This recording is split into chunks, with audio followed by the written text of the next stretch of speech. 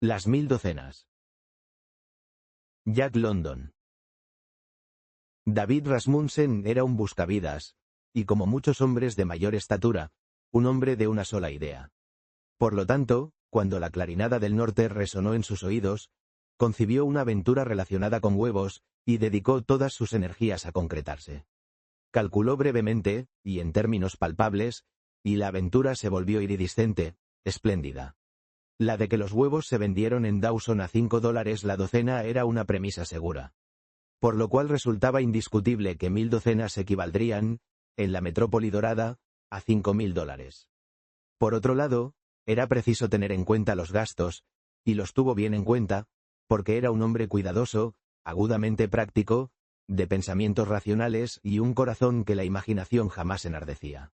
A 15 centavos la docena, el costo inicial de sus 1000 docenas sería de $150, una simple bagatela en comparación con la enorme ganancia. Y supongamos, nada más, para mostrar alguna vez una alocada extravagancia, que el transporte para él y los huevos ascendiera a 850 más, todavía le quedarían 4000 limpios en efectivo, cuando hubiera vendido el último huevo y el último polvo cayera en su saco. ¿Entiendes? Alma lo calculaba con su esposa, el cómodo comedor hundido en un mar de mapas, investigaciones del gobierno, guías e itinerarios de Alaska, ¿entendemos? Los gastos no comienzan en verdad hasta llegar a Dyea, $50 alcanzan, incluido un pasaje de primera. Ahora bien, desde Dyea hasta Lago Linderman, los porteadores indios acarrean las mercancías por 12 centavos el medio kilo, $12 los 50 kilos, o sea, $120 los 500. Digamos que tengo 750 kilos, me costarán $180. Pongamos 200, para mayor seguridad. Un hombre del Klondike, que acaba de llegar, me informa con certeza que puedo comprar un barco por 300. Pero el mismo hombre me dice que con seguridad conseguiré un par de pasajeros por 150 cada uno, con lo cual el barco me saldrá gratis, y además podrán ayudarme a gobernarlo. Eso es todo. Desembarcar los huevos en Dawson. $50 de San Francisco a Dyea, 200 de Dyea a Linderman, los pasajeros pagan el barco. 250 en total, sumó ella con rapidez. Y 150 para mis ropas y equipo personal, continuó él, feliz. Eso deja un margen de 500 para emergencias. ¿Y qué emergencias pueden surgir? Alma se encogió de hombros y enarcó las cejas. Si esas vastas tierras del norte eran capaces de tragarse a un hombre y 1000 docenas de huevos, no cabía duda de que existía lugar de sobra para cualquier otra cosa que él poseyera. Así lo pensó, pero nada dijo. Conocía demasiado bien a David Rasmussen, para decir nada. Si duplico el tiempo, para tener en cuenta las demoras casuales, puedo hacer el viaje en 2 meses. Piensa en eso, Alma. 4000 en 2 meses. Mucho más que los míseros 100 mensuales que gano ahora. Ampliaremos las construcciones donde tengamos espacio, gas en todas las habitaciones, y una vista, y el alquiler de la choza pagará los impuestos, el seguro y el agua, y dejará algo de sobra. Y además, siempre existe la posibilidad de que encuentre algo y regrese millonario. Y ahora dime, Alma, ¿no te parece que soy demasiado moderado? Y Alma no podía opinar lo contrario. Además, ¿acaso su propio primo, aunque remoto y lejano, por cierto, la oveja negra, el inútil, el irreflexivo, no había vuelto de esas fantásticas tierras del norte con 100.000 en polvo amarillo, para no hablar de la propiedad de la mitad del depósito del cual lo extrajo?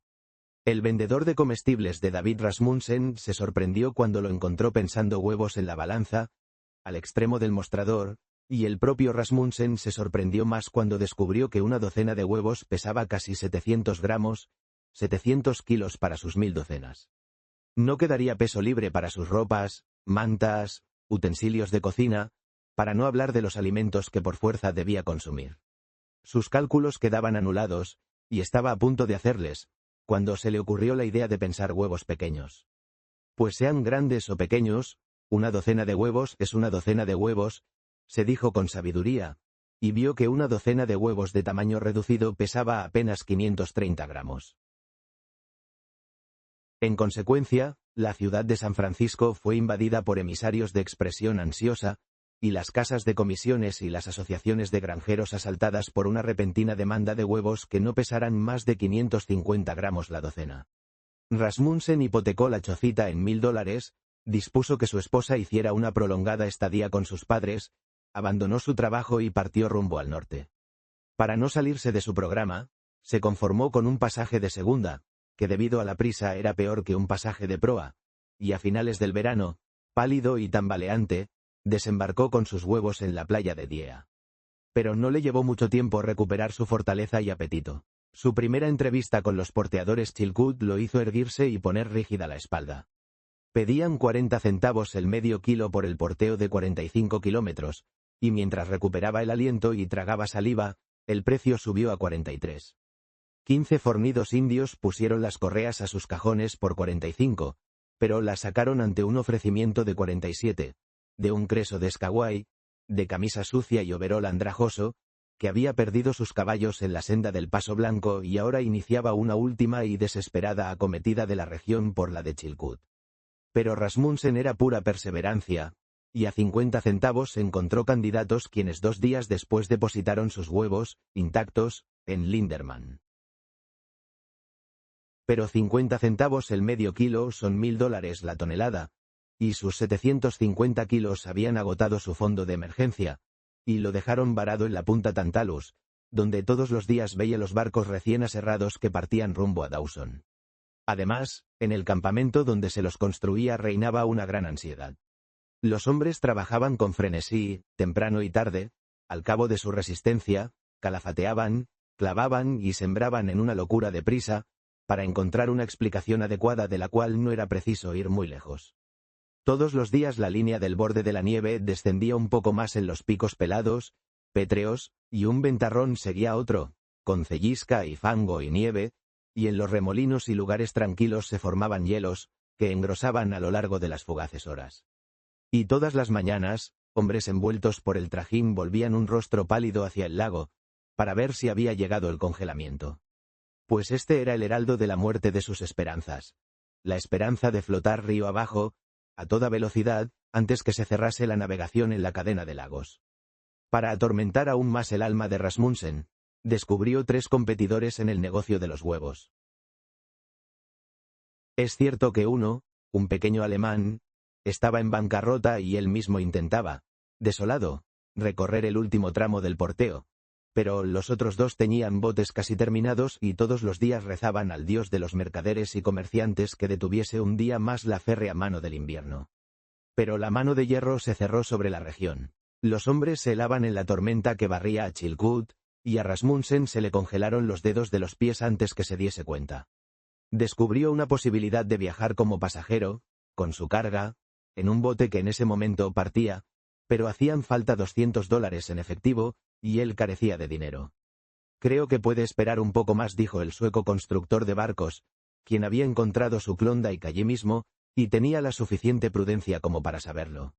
Un poco más, y le haré un magnífico esquife, con toda seguridad.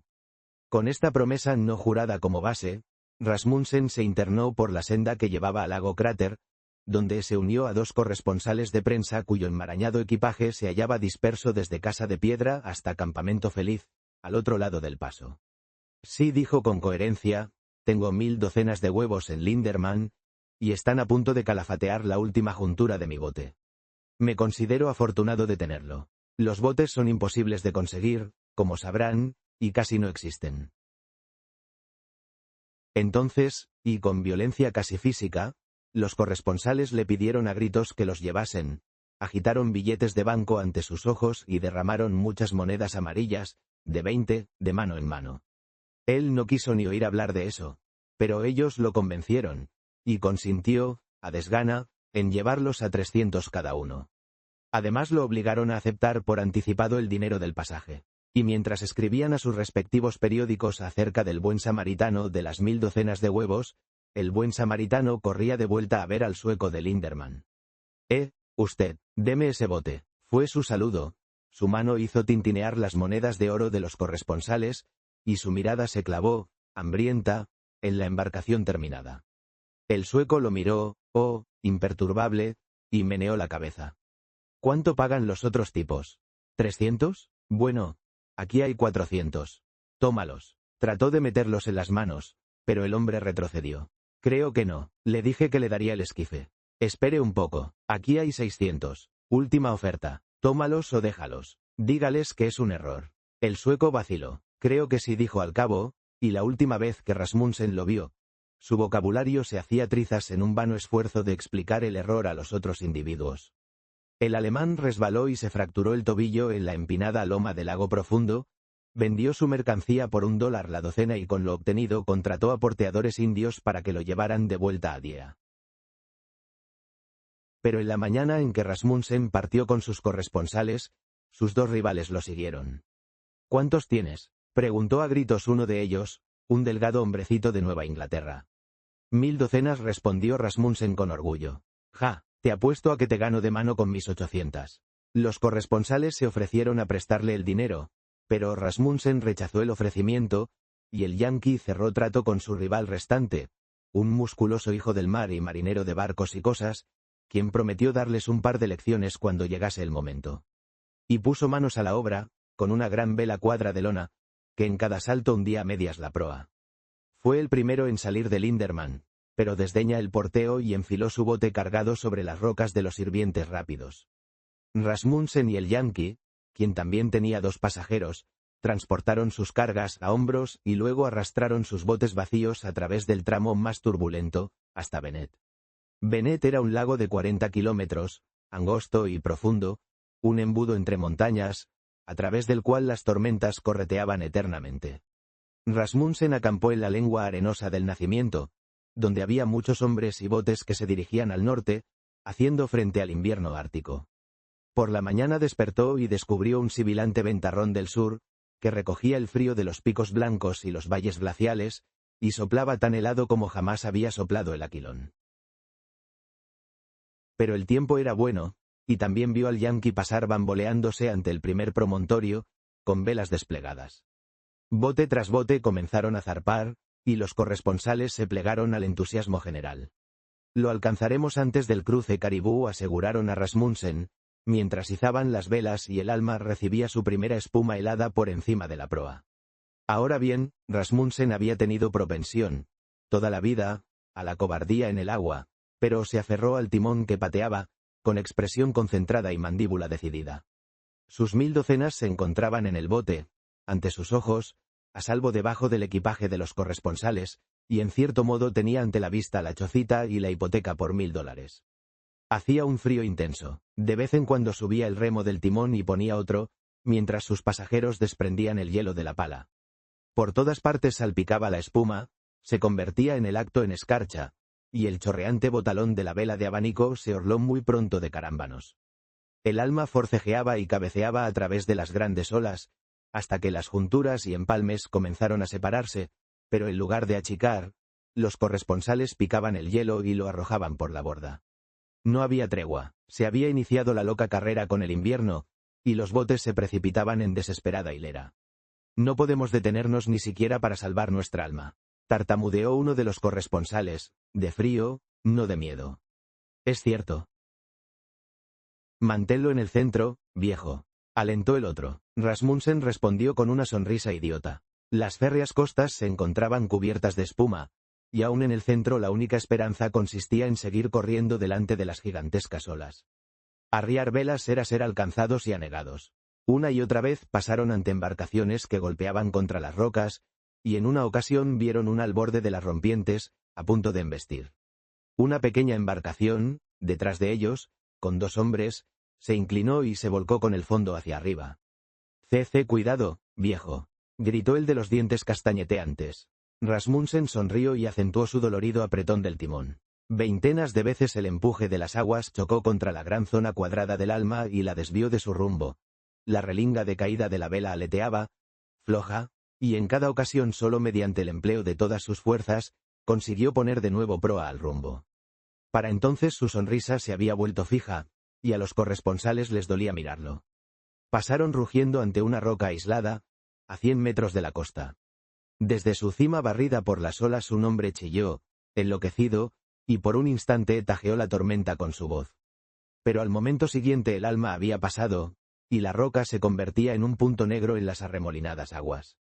«Eso líquido al Yankee. ¿Dónde está el marinero?», gritó uno de sus pasajeros. Rasmussen lanzó una mirada sobre el hombro, hacia una vela cuadra negra. La había visto saltar fuera del torbellino gris, hacia Barlovento, y durante una hora, una y otra vez, la vio crecer. Era evidente que el marinero había reparado los daños sufridos, y recuperaba el tiempo perdido. «Miren cómo viene». Los dos pasajeros dejaron de picar hielo para mirar. Detrás de ellos había 30 kilómetros de Venet, espacio de sobra para que el mar levantara sus montañas hasta el cielo. Hundiéndose y elevándose como un dios de la borrasca, el marinero pasó junto a ellos. La enorme vela parecía levantar la embarcación de la cresta de las olas, arrancarla en vilo del agua y lanzarla, crujiente y ahogada, a los pozos que se abrían delante. La ola nunca lo alcanzará, pero se clavará de proa, y en el momento en que hablaban la lona negra desapareció de la vista detrás de una ola encrespada. La siguiente rodó sobre el mismo punto, y la otra, pero el barco no apareció. El Alma voló al costado. Se vio un pequeño desperdicio de remos y cajones. Un brazo surgió y una cabeza desgreñada quebró la superficie a una veintena de metros. Durante un tiempo reinó el silencio. Cuando el extremo del lago apareció a la vista, las olas comenzaron a saltar a bordo con tan firme repetición, que los corresponsales ya no picaban hielo, sino que achicaban el agua con cubos. Ni siquiera eso sirvió, y luego de una conferencia a gritos con Rasmussen, atacaron el equipaje.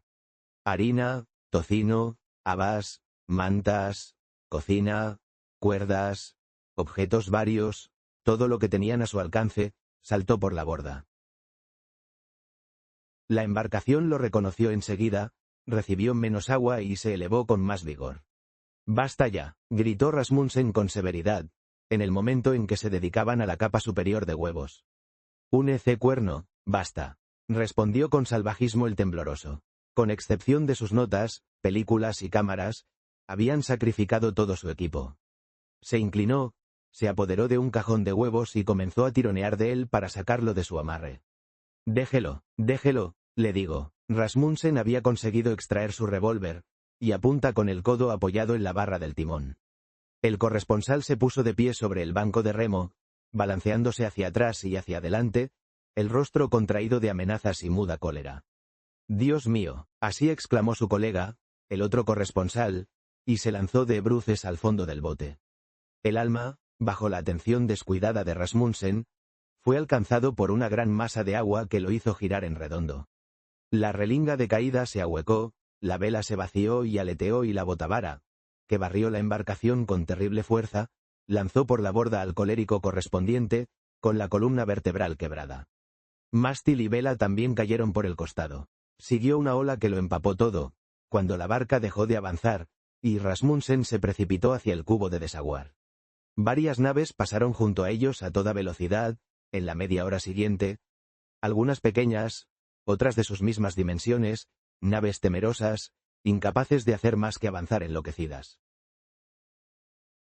Luego una barcaza de 10 toneladas, en inminente peligro de destrucción, arrojó velas a Barlovento y se lanzó hacia ellos.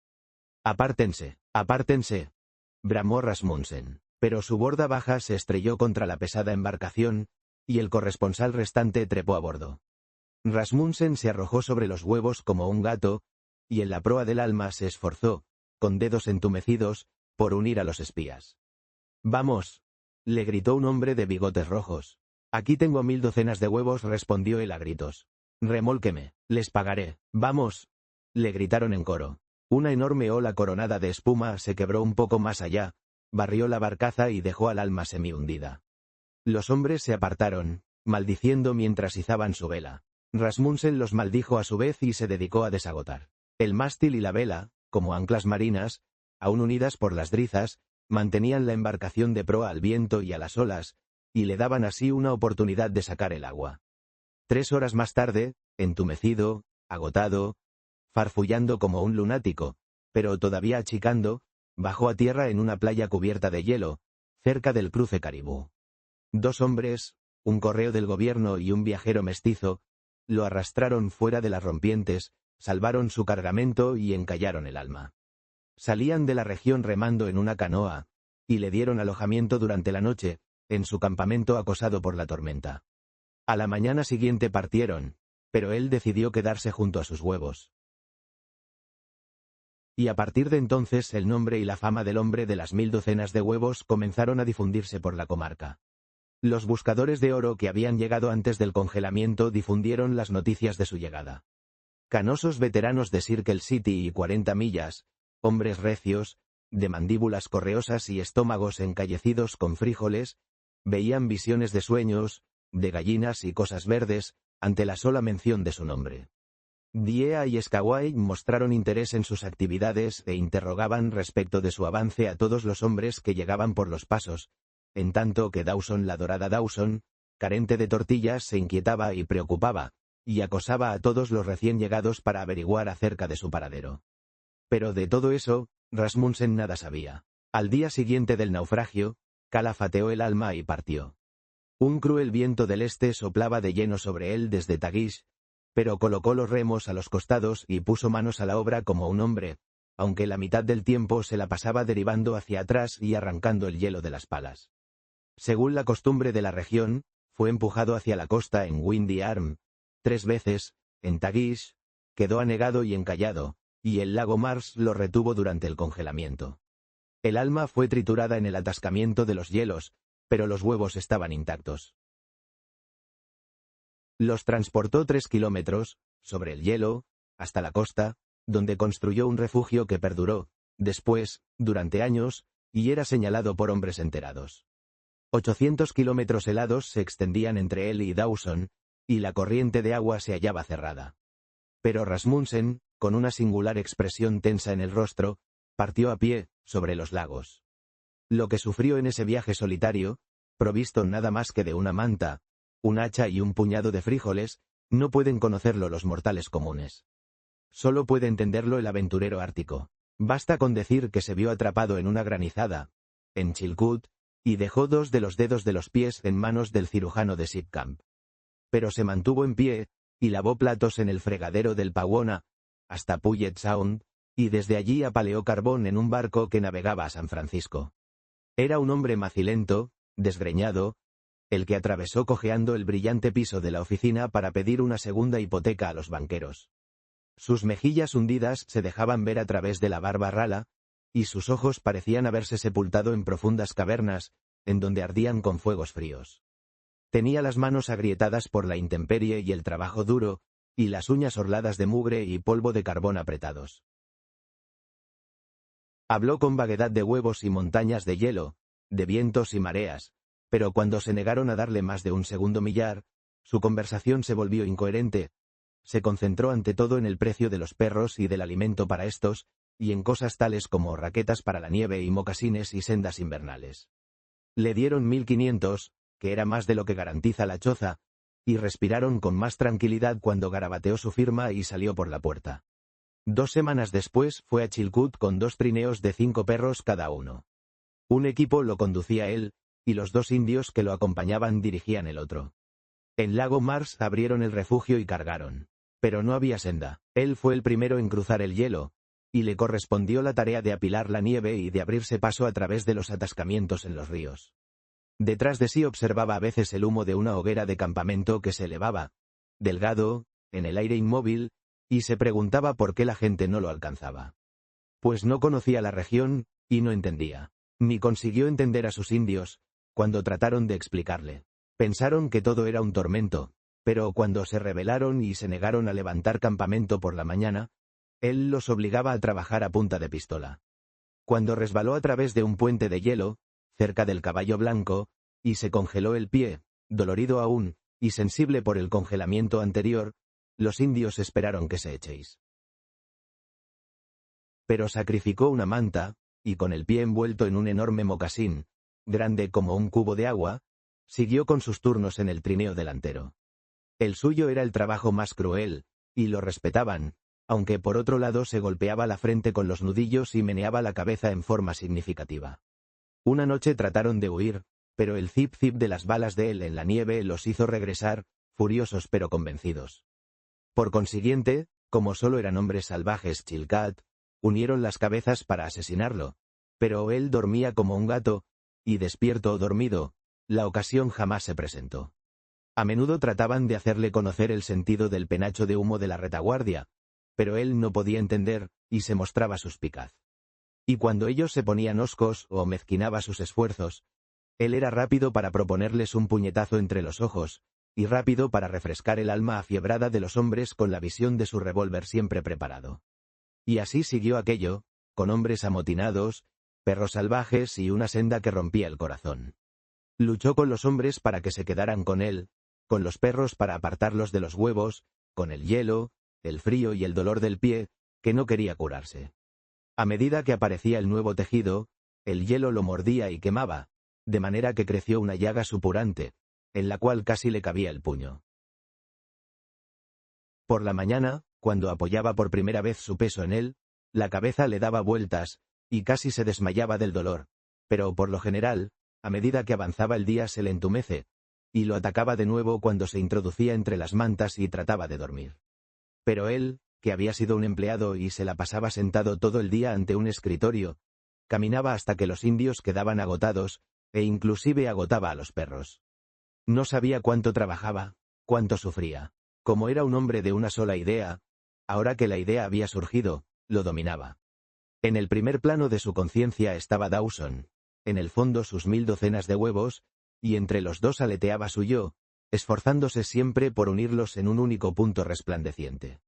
Ese punto dorado eran los $5000, consumación de la idea y punto de partida de cualquier nueva idea que pudiese presentarse. Por lo demás, era un simple autómata. No tenía conciencia de las otras cosas, las veía como a través de un vidrio oscuro, y no les prestaba atención. El trabajo manual lo hacía con sabiduría maquinal, lo mismo ocurría con el trabajo de la cabeza. De modo que la expresión de su rostro se volvió muy tensa, hasta que los indios llegaron a tenerle miedo, y se asombraban del extraño hombre blanco que los convertía en esclavos y los obligaba a trabajar en forma tan tonta. Luego llegó el golpe del lago LeBarge, cuando el frío del espacio exterior cayó sobre la punta del planeta, y llegó a los 15 grados bajo cero.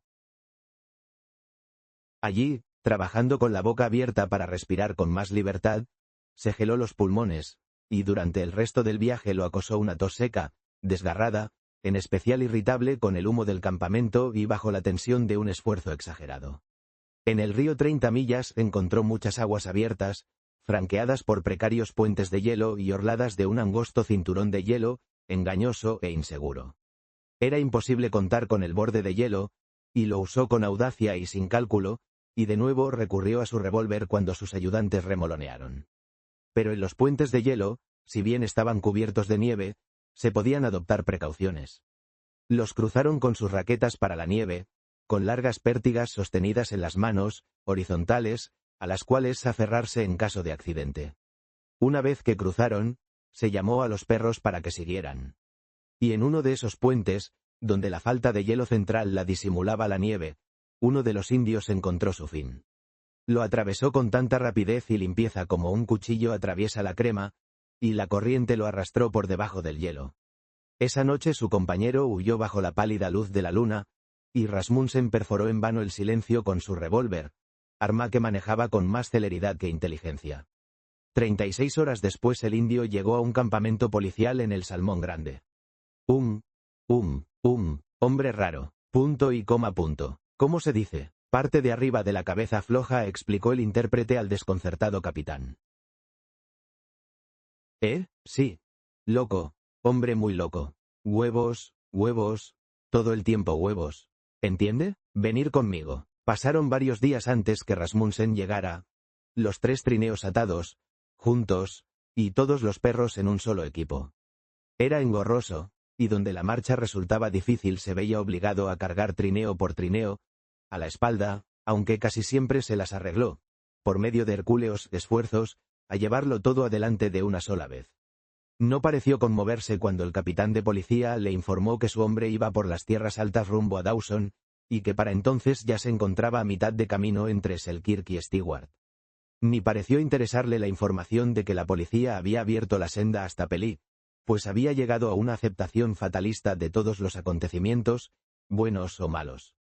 Pero cuando le dijeron que Dawson se hallaba presa de las amargas garras del hambre, sonrió, colocó los arreos a sus perros y partió. Pero el misterio del humo se explicó en su parada siguiente, con la noticia, en Salmón Grande, de que la senda se encontraba abierta hasta Pelí. Ya no hacía falta que el penacho de humo se demorase detrás de él. Y Rasmussen, acurrucado sobre su fuego solitario, vio pasar una abigarrada hilera de trineos. Primero iban el correo y el mestizo que lo sacaron del Benet, después portadores de correspondencia para Ciudad Circle, con 2 trineos, y un séquito mixto de hombres del Klondike. Perros y hombres parecían vigorosos y obesos, en tanto que Rasmussen y sus animales estaban fatigados y molidos, eran solo huesos y piel. Los del penacho de humo habían viajado un día de cada 3, descansando y reservando las fuerzas para la carrera que se produciría cuando se encontrasen con la senda abierta, en tanto que, día tras día, él se precipitaba y se agotaba, quebrando el espíritu de los perros y despojándose de su fortaleza. En cuanto a él, era inquebrantable. Le agradecieron sus esfuerzos en favor de ellos. Esos hombres gordos y descansados, le agradecieron con amabilidad, con anchas sonrisas y estrepitosas carcajadas, y entonces, cuando entendió, no respondió. No atesorar un silencio amargo. No venía al caso. La idea, el hecho que había detrás de la idea no se había modificado. Ahí estaban él y sus 1000 docenas de huevos. Allí estaba Dawson. El problema seguía en pie. En el Salmón Pequeño, escaso de alimentos para perros, estos incursionaron en su comida, y desde allí hasta Selkirk vivió de frijoles toscos, pardos, grandes, groseramente nutritivos, que le atenazaba el estómago y lo doblaban sobre sí mismo en intervalos de 2 horas. Pero en Selkirk el factor tenía en la puerta del puesto una noticia en el sentido de que vapor alguno había subido por el Yukón desde hacía 2 años, y que en consecuencia los alimentos no tenían precio. Pero se ofreció a trocar harina a razón de 1 taza por huevo. Rasmussen sacudió la cabeza y se lanzó a la senda. Más allá del puesto consiguió comprar cuero de caballo helado para los perros. Los caballos habían sido muertos por los ganaderos Chilkat, y los restos y desperdicios conservados por los indios. Él mismo se precipitó sobre el cuero, pero el pelo se le metía en las llagas de la boca, provocadas por los frijoles, y resultaba insoportable. Allí, en Selkirk, se encontró con los precursores del hambriento éxodo de Dawson, y de allí en adelante se arrastraron apenas por la senda, en lúgubre apiñamiento. No hay comida, era la canción que entonaban. No había comida, y tuvimos que irnos. Todos encienden una vela para una mejoría en la primavera. $4.50 el medio kilo, y no hay compradores. ¿Huevos? Respondió uno de ellos. A $1 cada uno, pero no existen. Rasmussen hizo un rápido cálculo. $12.000, dijo en voz alta. ¿Eh? Preguntó el hombre. Nada respondió, y dio prisa a los perros. Cuando llegó al río Stewart, a 115 kilómetros de Dawson, 5 de sus perros habían muerto, y los demás se caían de extenuación. También él seguía en la huella, tirando con las pocas fuerzas que le restaban. Y aún así, apenas hacía 15 kilómetros diarios. Los pómulos y la nariz, quemados una y otra vez por la helada, estaban negros por la sangre, repugnantes. El pulgar, separado de los demás dedos por la pértiga utilizada para arrear a los animales, también había sido mordido por el frío, y le causaba un gran dolor. El monstruoso mocasín aún le envolvía el pie, y extraños dolores comenzaban a amenazar la pierna. En 60 millas se terminaron los últimos frijoles, que hacía tiempo que racionaba, pero se negó, con firmeza, a tocar los huevos. No podía reconciliar sus pensamientos con la legitimidad del acto, y trastabilló y cayó a lo largo del camino hacia la senda india. Allí un alce recién muerto y un veterano generoso dieron nuevas fuerzas a él y a sus perros, y en Ainslie se sintió recompensado cuando una oleada de fugitivos, salidos de Dawson hacía 5 horas, le aseguraron que podría conseguir $1.25 por cada huevo que tenía en su poder. Llegó a las empinadas orillas, frente a las cabañas de Dawson, con el corazón palpitante y las rodillas flojas.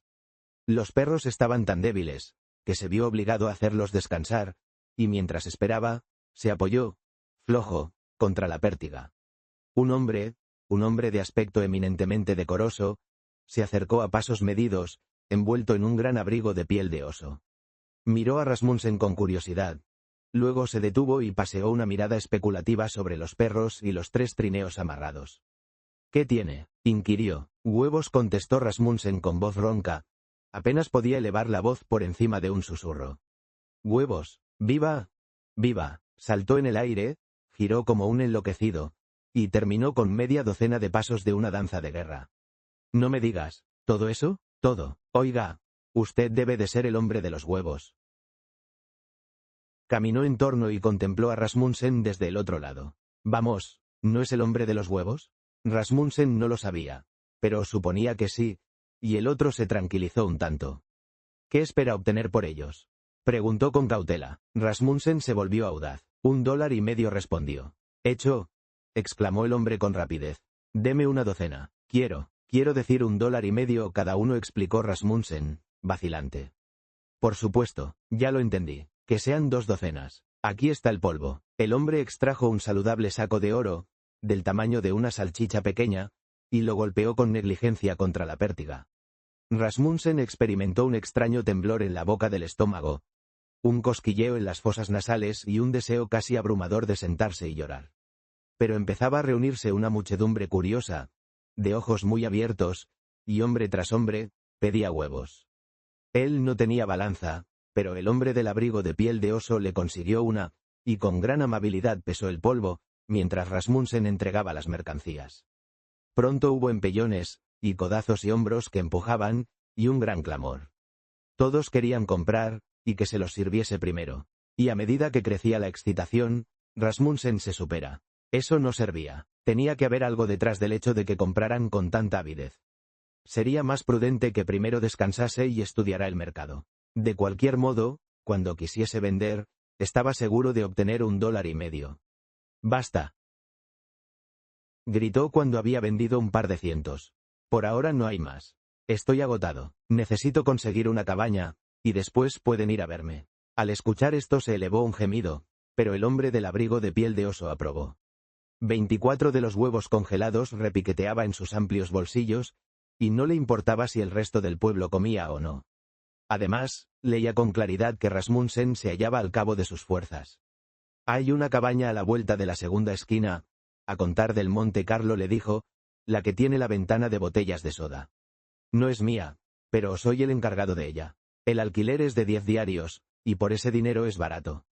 Mírese enseguida, y lo veré más tarde. No se olvide de la ventana de botellas de soda». Un momento después gritó: «Hasta luego, me voy colina arriba, a comer huevos y soñar con mi hogar».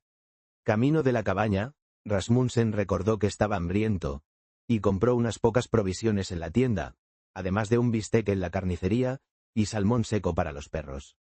Encontró la cabaña sin dificultades, y dejó a los perros enjaezados, mientras encendía el fuego y preparaba el café. $1.50 cada uno. 1000 docenas. $18.000. Mascullaba una y otra vez, mientras se dedicaba a sus labores. Cuando dejó caer el bistec en la sartén, se abrió la puerta. Era el hombre del abrigo de piel de oso. Parecía llegar con decisión, como con alguna intención explícita, pero cuando miró a Rasmussen se asomó a su rostro una expresión de perplejidad. Digo, comenzó a decir, y se interrumpió. Rasmussen se preguntó si quería el alquiler. Digo, maldita sea, ¿sabe? Los huevos están mal. Rasmussen se tambaleó. Le pareció que alguien le había asestado, por sorpresa, un golpe entre los ojos. Las paredes de la cabaña se movieron y se inclinaron. Extendió la mano para sostenerse, y la apoyó en la cocina. El intenso dolor y el olor a carne quemada lo volvieron en sí. Entiendo, dijo con lentitud, buscando el saco en el bolsillo. Quiere que le devuelva el dinero. No se trata del dinero, replicó el hombre. Pero no tiene ningún huevo. Bueno, Rasmussen meneó la cabeza. Será mejor que tome el dinero. Pero el hombre se negó y retrocedió. Volveré, dijo cuando haya hecho su inventario y reciba lo que le corresponde. Rasmussen arrastró a la cabaña el tajadero y llevó los huevos. Se dedicó al trabajo con calma. Tomó el hacha de mano y, uno por uno, cortó los huevos por la mitad. Examinó con cuidado las mitades y las dejó caer al suelo. Al principio tomó muestras de distintos cajones, pero luego, en forma deliberada, vació un cajón por vez. En el piso, el montículo crecía. El café hirvió y se derramó, y el humo del bistec quemado inundó la cabaña. Cortó huevos con movimientos continuados y monótonos, hasta terminar con el último cajón. Alguien golpeó a la puerta. Tras un instante golpeó de nuevo y entró. «¡Qué porquería!», señaló, deteniéndose y observando el escenario. Los huevos partidos comenzaron a descongelarse al calor de la cocina, y un olor pestilente se hacía cada vez más intenso. Debe de haber sucedido en el vapor, sugirió el otro. Rasmussen le lanzó una mirada prolongada y vacía. Soy Murray, el gran Jim Murray. Todos me conocen, se presentó el hombre. Acabo de enterarme de que sus huevos están podridos, y le ofrezco 200 por el total. No son tan buenos como el salmón, pero siguen siendo aceptables para los perros. Rasmussen parecía convertido en piedra. No se movió. Váyase al demonio, dijo sin apasionamiento. Piénselo, me jacto de ofrecerle un precio decente por ese revoltillo, y es mejor que nada. 200. ¿Qué me dice? Váyase al diablo, repitió Rasmussen con suavidad, y salga de aquí. Murray abrió la boca con gran consternación, y luego salió con cuidado, hacia atrás, con la mirada fija en la cara del otro. Rasmussen lo siguió y soltó los perros. Les arrojó todo el salmón que había comprado y se enroló en la mano una correa de un trineo. Después volvió a entrar en la cabaña y corrió el cerrojo. El humo del bistec convertido en cenizas le hizo arder los ojos. Se trepó al camastro, pasó la correa por la cumbre y midió la caída con la vista. No pareció satisfacer, pues colocó el taburete sobre el camastro y trepó a aquel. Formó un dogal al extremo de la correa y metió la cabeza dentro de él. Aseguró el otro extremo. Después pateó el taburete. Fin de la historia. Si te gustó, dale like, suscríbete y cuéntanos en los comentarios qué parte fue tu favorita. Nos vemos en la próxima aventura.